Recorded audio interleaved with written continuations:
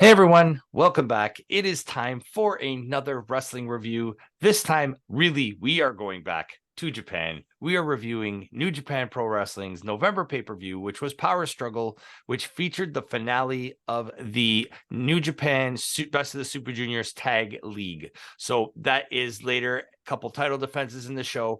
But before we get into the show's review, let us welcome once again Campo Reviews, the man who reviews movies, TV shows, wrestling. We have our Crown Jewel review, which is out. Go on and check that out. There's a Loki review out, probably the Marvels review, whole bunch of stuff. Whenever this airs, if it's there, we'll have the links.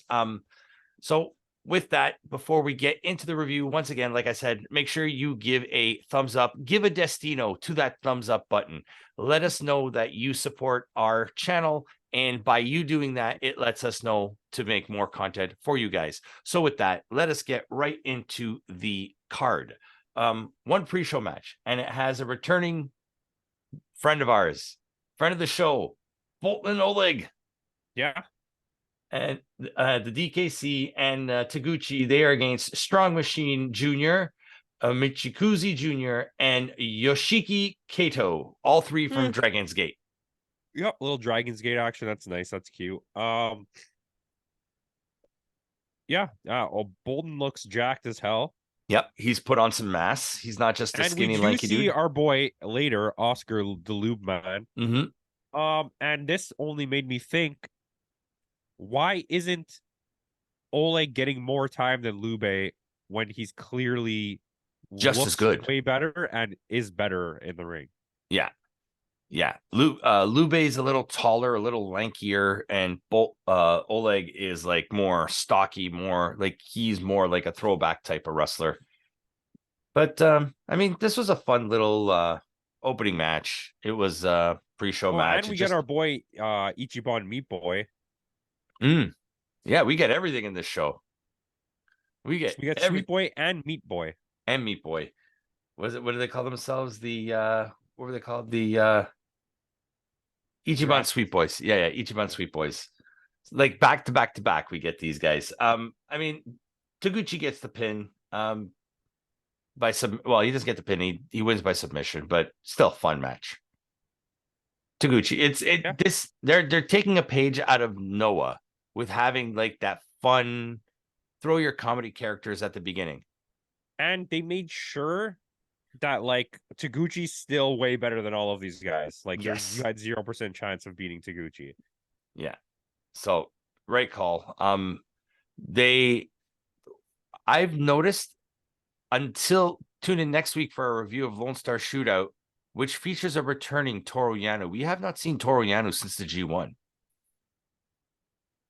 Wow, it's been that long? Mm-hmm.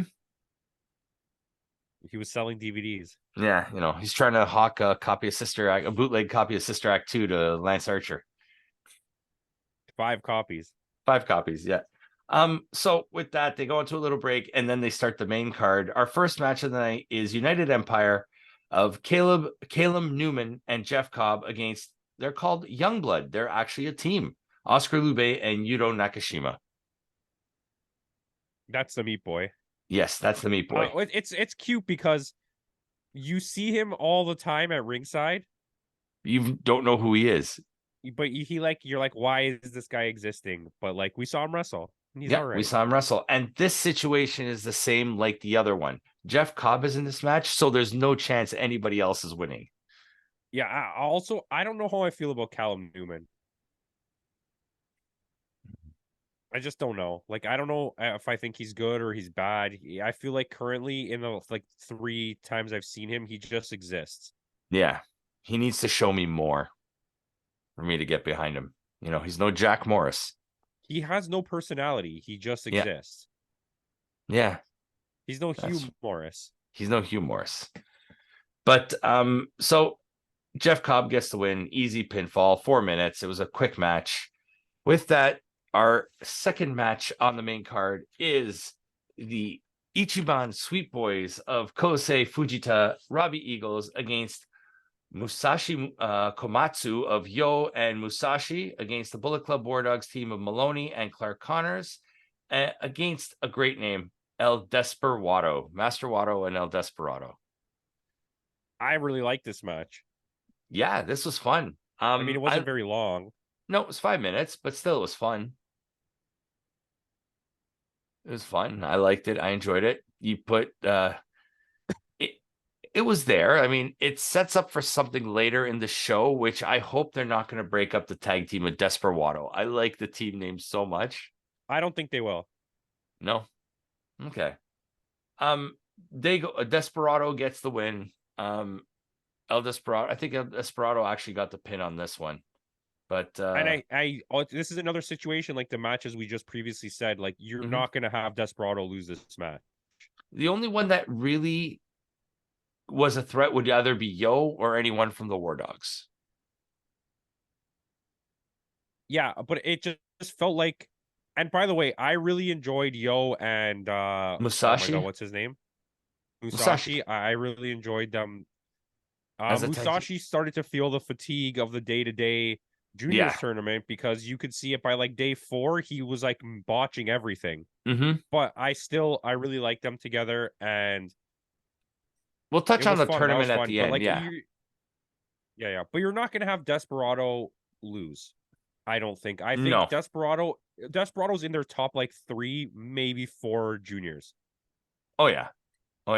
And these were basically the top teams, like Yo and Musashi, Robbie Eagles. They both finished at 8 points, and Connors and Maloney finished at 10 points. Desperado and finished at 12 points. So these were the only guys that didn't finish within that are there that they didn't mention were Kushida and Kevin Knight, which is later on in the show, and Bushi and Titan, which is also later on in the show.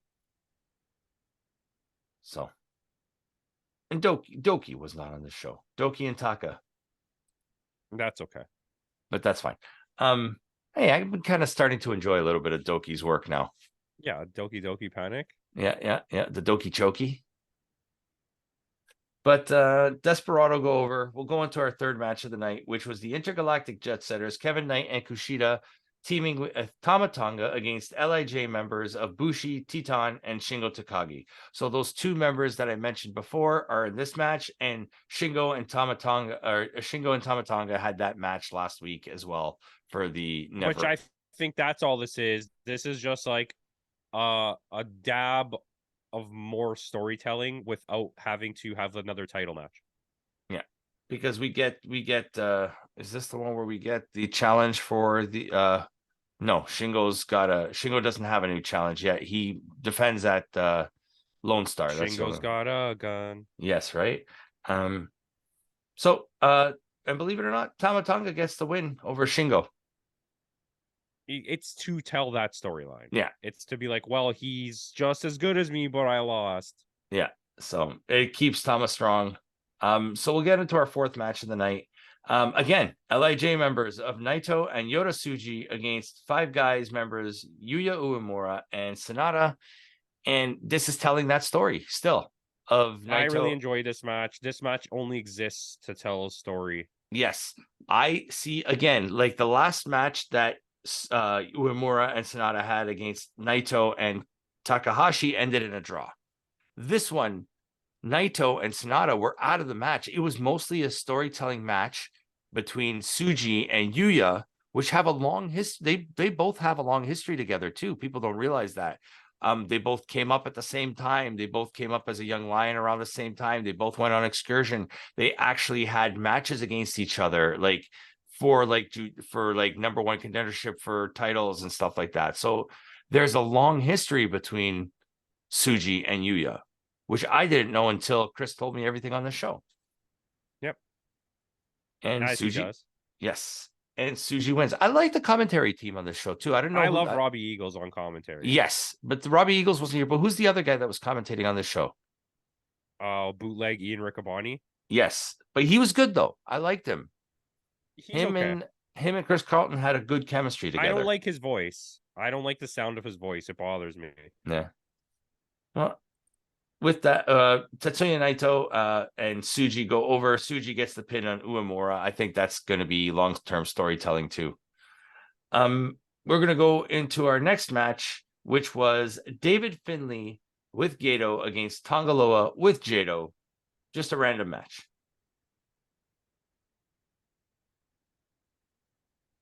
Take it or leave it. They needed to put Finlay on the show to tell the story of what happens later.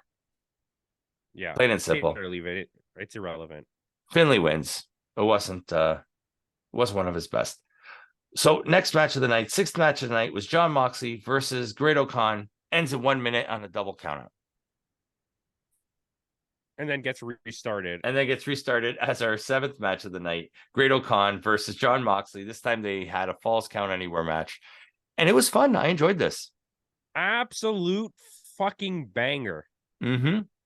This is like why this is what Jon Moxley does that impresses me. It's like have these insanely epic matches that are for nothing. Mm-hmm. Whenever he has a like title run or whatever, it's like so lame. But like these matches are like Great-O-Khan was so sick in this. Great-O-Khan beat the crap out of him for such a long period of time. It's like when Moxley had that banger of a match against Desperado. Yeah. And it's just Moxley in Japan works because his overdoing of this is different. When he does it on AEW, everyone's doing that on AEW. Yeah. Like even that tag match he had against Jun Akiyama there too, right? Like it was. And when they go into the Japanese crowds, it just feels different. It doesn't feel like. It's so funny though, because at one point, Moxley pulls out a pair of scissors and cuts off Great-O-Khan's hair. You know what, too? They do a lot better job in New Japan of camera work than they do in AEW. Yeah. But the thing is, if that happened in North America, somebody would have taken his hair. Yeah. They just left it there. Because the crowd respects that. And they respect the storytelling and they respect the wrestler that, no, that's his hair. Let's let him take it after. And like it was so good with the camera work too, because they were focusing the camera on his hair. Yeah, they got it. They get it. Yeah, they get it, but it was such a big thing too. Like Great-O-Khan has had that hair forever. So it's like, is this a character change or is this? This is a storytelling thing that's gonna go. There's gonna be more Moxley versus Great-O-Khan. Well, I think there's gonna be a feud between that's going to show up on AEW TV. That's going to be BCC versus House of United Empire. Well, I mean, technically, because what's his name is part of United Empire and he's part of Callis. Yeah, whatever, same shit. It's not going to be Will Ospreay. It's going to be like Jeff Cobb, Great-O-Khan, Aaron Hanare, and insert extra person. Yeah. But this was fun. I'm not going to call this match of the night, but it was a fun match. I enjoyed it. With that, eighth match of the night was Chaos members Okada and Tomohiro Ishii with Hiroshi Tanahashi finally defending the never open 6-man tag team championship against TMDK members Zack Sabre Jr., Mikey Nichols, and Shane Hayes. This to me was an opportunity to switch the belts. It was, but it also was a really good match. It was. When Tanahashi is in a tag match like this, it works. It's worked the last 3 times. They got to just keep doing it. Yeah. They got to keep doing it. It keeps it. I think it's just to keep Okada relevant. Let them continue this run. It's fine for me. Yeah. You have 3 like basically legends. Let them run. Who cares? Let them run with it. Exactly. Again, a fun match. Chaos with Tanahashi, they go over, they retain the belts in a really fun match. After the match, we get an announcement. Bryan Danielson, Kazuchika Okada 2, Wrestle Kingdom 18. Daniel Bryan. It's like 2, but it's 3. It's like 2, but it's 3. It's True. Like 2, but it's 3. Right. But this is basically Daniel Bryan's retirement run. He said he wanted to wrestle at a Wrestle Kingdom once before he retired, and he's getting it. So I think there's going to be a Sting match as well at Wrestle Kingdom. Yeah, to get Sting on a Wrestle Kingdom before he retires. Yeah, because he's on a retirement run too. Going into our 9th match of the night, which is the 2023 Super Junior Tag League Finals, we have Catch 2-2 against House of Torture members Sho and Kanemaru. Basically, these were the two that finished in the top two, and because there was no clear winner, they're having a match. Yeah. Good. It was a good match. I don't think it was like amazing. One of the best. Yeah. Last year's finals was much better, I think. Yeah. The Bushi and Titan against there was a little bit too much run-ins in this pay-per-view. Yeah. I agree to that. And it's also like two predictable teams. This is continuing that United Empire Five Guys feud now. Yeah. So, like you said, there's like feuds everywhere. You got Five Guys feuding with House of Torture, Five Guys now feuding with United Empire, Five Guys feuding with LIJ. This was the right choice, and they picked the right team to win. Mm-hmm. Because absolutely, I think you had to take the titles off them to tell the Bullet Club storyline, but this keeps them relevant as like probably the best tag team in the junior tag team that's out there. Yeah, I agree. Catch 2-2 does go over. They are your super junior tag team league champions for 2023. That means they're getting a title shot against Bullet Club, Maloney and Connors. And as soon as you say that, who should appear in the ring for a beatdown? Maloney and Connors. So we know that's happening. Like, think about it. This is November, and we're already putting together Wrestle Kingdom 18 in January. Yeah. WWE has 2 matches for an event that's happening in a week and a half. They also have like 3 matches for WrestleMania, which is like a year away. They do? Yeah, we already know what's happening. Roman Reigns versus freaking Claudio Escobar. Yeah. And Seth versus Gunter. Yeah, see? And LA Knight versus Logan Paul. There you go. They're not official, but yeah, I mean, Catch 2-2 go over. Like you said, it's the right choice. So with that, we are going into our next match, co-main event. It is the IWGP Junior Heavyweight Champion Hiromu Takahashi defending against Taiji Ishimori, claiming that he never lost the belt. This was a freaking wicked match, but Hiromu should have lost. They're doing the 1-year storyline, I think, with Hiromu. I don't even think he's going to lose at Wrestle Kingdom. I don't think so either. But starting to get a little bit worrying. Yeah, we won't glaze over it, but you already know now that Hiromu Takahashi, he retains. Ishimori, I think, deserved to win this, and you could have told maybe a better story at Wrestle Kingdom. But this is, I guess, definitively letting you know that Takahashi was the one that deserved to win at Wrestle Kingdom last year. But it was let's not take it away from the match, though. The match was fantastic.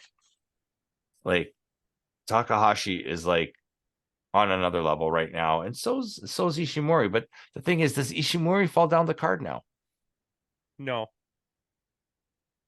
I feel like they didn't do it because they think they're worried about his injury still. Is he back 100%? Okay. So after the match, we get our setup. We get another Wrestle Kingdom match. We have El Desperado challenging Takahashi. I think it's time for Desperado to go on a run. It doesn't have to be long, but he's so underutilized as, like I said, the top, him, Ishimori, and Takahashi for like the last 5 years have been the top 3. I mean, you can argue that Will Ospreay was when he was there, and then Robbie Eagles for that little period when Robbie Eagles was on fire. He went to the finals against Takahashi. But yeah, Robbie Eagles is still up there, but I think the top 3 is Desperado, Takahashi, and Ishimori. Okay. Desperado loses? I think Desperado wins. I think that's what I would do if I was booking. And have him go, because Desperado's what? Have him go for a bit and transitional him to Ishimori if you want, or cause the storyline with Wado where Wado wants to win. Yeah, there you go. There you go. There's long-term booking for you. I like that. But I think that makes sense to me, right? I don't see any further storytelling with Takahashi in this situation as the champion. I think all further storylines with the LIJ are going to be with 5 guys. With 5 guys and with Naito being champion. Yeah. Okay. So with that, we are going into our main event. Will Ospreay defending the IWGP United Kingdom Heavyweight Championship. It is officially, because there's 2 belts, against Shota Umino. And this Write is it what down. this is what I've been waiting for from Shota Umino. Just write it down. Just write it down. This is because this is in the match of the year category. Unfortunately, it's another Will Ospreay match. So clearly, you know who is our performer, the male performer of the year. I believe at this point, I'm not going to count. I don't want you to count. I'm just going to say I'm pretty sure 6 of our match of the year candidates are Will Ospreay, and 2 of them are versus Kenny. Yeah. This match is like special. The table spots, the way everything was set up, the foreshadowing of what was going to happen, the up and down storytelling, Shooter almost winning, the interference. Yes, I was like, I literally was on the edge of my seat watching this because I legit at one point thought Shooter was actually going to win. It is so well crafted. It's hard for me to imagine that Will Ospreay's leaving because they're still pushing him to like the limit. They want him to stay, and we get a wicked setup. So Will Ospreay does retain. Great, fantastic candidate for match of the year. Once yet again, Will Ospreay, thank you so much for 2023.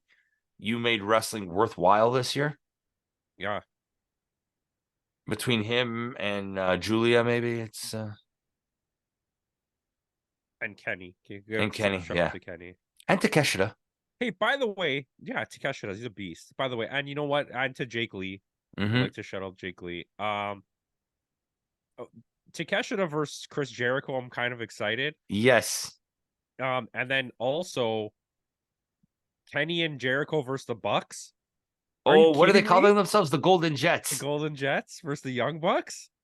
That's what wrestling's about to me. Hey, we're friends, but we're better than you. There's a Bobby Hull reference for you for anybody who's been around back then. But you know what I mean? That was his name, right? The Golden Jet. Golden Jet, and also Winnipeg Jets. Winnipeg Jets, combo. But that's what I like. That's Japanese wrestling for you. We're still friends, but like we're gonna put on a banger match and we're gonna kick your ass. Okay. Yeah. But digressing from the point. Yes. We're spoiled. Yeah.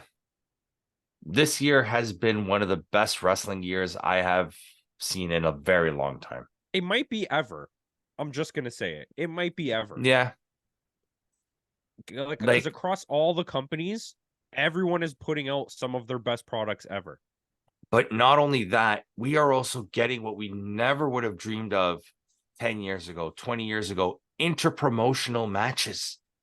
This guy going to DDT, Jericho going to DDT. Like, who would have thought like 20 years ago, But this is what makes me kind of excited, because I told you about the connection with DDT that Tony Khan has, and now we're seeing it. So I'm right. Thank you, anyone who said I was wrong. Right.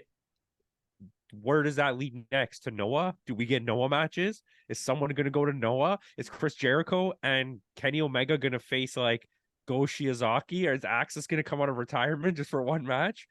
Are we going to get Chris Jericho versus Keno? That would be nice. Chris Jericho, Kenny Omega versus Jake Lee. That's pretty. Right? Like, I mean, there's so many ways you can go now. You want to talk about a multiverse? This is a multiverse.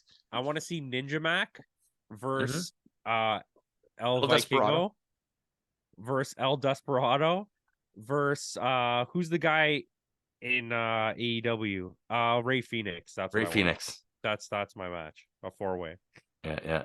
And Teriyaki versus Orange Cassidy. Teriyaki versus Toru Yano versus Orange Cassidy versus someone else with a stupid name. Right. So, but Will Ospreay does retain, but this leads to what happens after. Tell us. Jon Moxley comes in, challenges Will Ospreay for the United States Championship. We're getting slightly freaky naughty. Yep. All of a sudden, David Finlay comes in, cuts in one hell of a promo saying he's too American to be Irish and everybody in America thinks he's Irish, so he doesn't fit in anywhere. Beats the hell out of both of them and takes a sledgehammer to both belts. They are bringing back the Intercontinental Championship.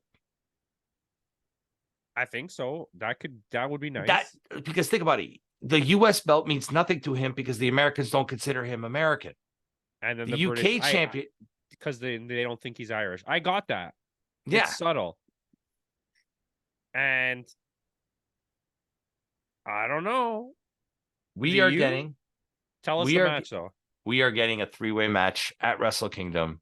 Will Ospreay versus Jon Moxley versus David Finlay for some type of belt. I think, my opinion, I would have made this a 4-way match, and I would have had Shooter in it. I think it would be. Wouldn't that be conflicting with Mox? No, because I think that if whatever we've seen from the BCC is that they like healthy competition against each other. Mm-hmm. And I think what would happen is you'd see them team up for a majority of the match, but then there would be that moment where they're just staring each other down, and then they just start throwing, and everyone goes nuts in the crowd. And then Moxie will bleed, and then everyone will go nuts in the crowd. Yeah, I agree. So with that, what would you rate this show? I mean, it's not the greatest show I've ever seen, but I enjoyed most. But what came out of it was really good. I think so. I think it's a good storytelling situation. I think I'd go like 7, 8. Yeah, I gave it the exact same thing, 7, 8. Yeah, it's a really good pay-per-view, but I think in the complete scope of it, it's not one of the best. No, but it's still high up there. It's a high 7s. Definitely. Before we end the show, let us quickly go over the 6 matches that are already inked in for Wrestle Kingdom 18. Okay, tell me. And they're all title matches. I don't know any of them. Bullet Club War Dogs, Clark Connors, Drilla Maloney against Catch 2-2 for the IWGP Junior Heavyweight Tag Team Championship. Hiromu Takahashi against El Desperado for the IWGP Junior Heavyweight Championship. Yeah, that's cute. Shingo Takagi giving Tama Tonga his rematch. I don't want that. No? Okay. But Bryan Danielson against Kazuchika Okada 2. I'll take that. Sonata and Tetsuya Naito, IWGP World Heavyweight Championship. Do they dog him and not give him main event again? And give it to Kazuchika versus Bryan Danielson and then tell the story, make it even worse? Or do they make this the main event? Ospreay versus Moxley versus Finlay. For right now, it's called the IWGP United States United Kingdom Heavyweight Championship. It's got the little slash in it. I just sneezed like 30 times. Yes. Just give me matches. Yeah. More matches, the better. We're probably going to get a tag match. We're probably going to get, defending the Strong Openweight Championships. Mayu Iwatani's going to be on there. You think she'll hold the belt till then? Who's going to beat her? Stephanie Vacar? No. Mayu versus Mercedes Moné? The return of Mercedes. Or Julia versus Mercedes Moné? A 3-way match. Unify the belts? No, they wouldn't unify the belts. A 3-way match for the IWGP. Julia wins. Then Julia fights her for the Strong title and Sasha wins. Okay, I'll take it. But with that out of the way, thanks again for joining us. Tune in next week. I believe next week we may be doing our state. So we got a lot to talk about on that. State or the tag. It'll be one of the two. So tune in next week for that. And we will have our review of Lone Star Shootout next week as well. Looking forward to the match of Mayu Iwatani versus Stephanie Vacour. After watching Stephanie Vacour on Fighting Spirit, I'm slowly becoming a fan of this. I always thought she was good. Yeah. But with that out of the way, make sure you hit that bell notification so you know when these videos drop. Give us a sub, give us a thumbs up. Little Destino on the like button, like I said earlier tonight. So with that out of the way, in the words of Kenny Omega, goodbye and good.